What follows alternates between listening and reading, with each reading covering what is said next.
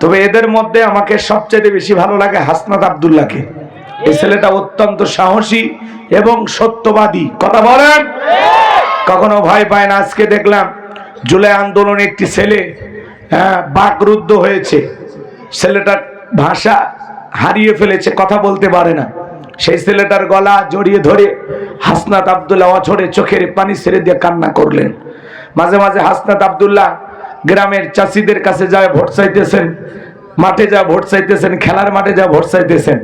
সেদিন এক জায়গায় বক্তব্য দিতে গিয়ে বলেন খেলা হবে, খেলা হবে। তো হাসনাত আব্দুল্লাহ মোটামুটি যেভাবে জনগণের কাছে যায় বলতেছে, যেই নেতা বলবে গ্যাস দেব, বিদ্যুৎ দেব, বুঝে নেবেন এদের ভিতরে ধান্দা আছে। কারণ গ্যাস স্বয়ং প্রধানমন্ত্রী আপনাদের এলাকায় এনে দিতে পারবে না, এরকম একটা অবস্থা। কারণ আমাদের দেশের গ্যাসের অনেক সংকট।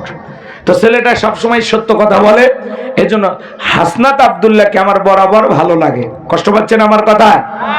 আজকে দেখলাম নির্বাচনী প্রচার করতে গিয়ে হাসনাত আব্দুল্লাহ একটা ছেলে যে জুলাই আহত হয়েছেন, বাকরুদ্ধ হয়েছেন, তার গলা জড়ে ধরে অঝরে কান্না করলেন আর বললেন আমার কোনো ভাই নাই, আজ থেকে তুমি আমার ভাই। এই কথা বলে অঝরে কান্না করলেন। ছেলেটার ভিতরে সাহসিকতা আছে, বরাবর সত্য কথা বলে। সেটা হোক না সেনা প্রধানের বিরুদ্ধে, হোক না ডক্টর ইউনূসের বিরুদ্ধে, কথা বলেন না কেন? এরকম একটা সাহসী সত্যবাদী যোদ্ধার সমাজে প্রয়োজন আছে না নাই? এই জন্য হাসনাত আব্দুল্লাহ তুমি এগিয়ে যাও, তোমার এলাকার জনগণ তোমার পাশে থাকবে, এটা আমরা বিশ্বাস করি। কথা বলা ঠিক কিনা? কারণ এরকম রত্নের তারা যত্ন করবে, এরকম খাঁটি স্বর্ণমার্কা সন্তানের সমাজে বড় প্রয়োজন আছে।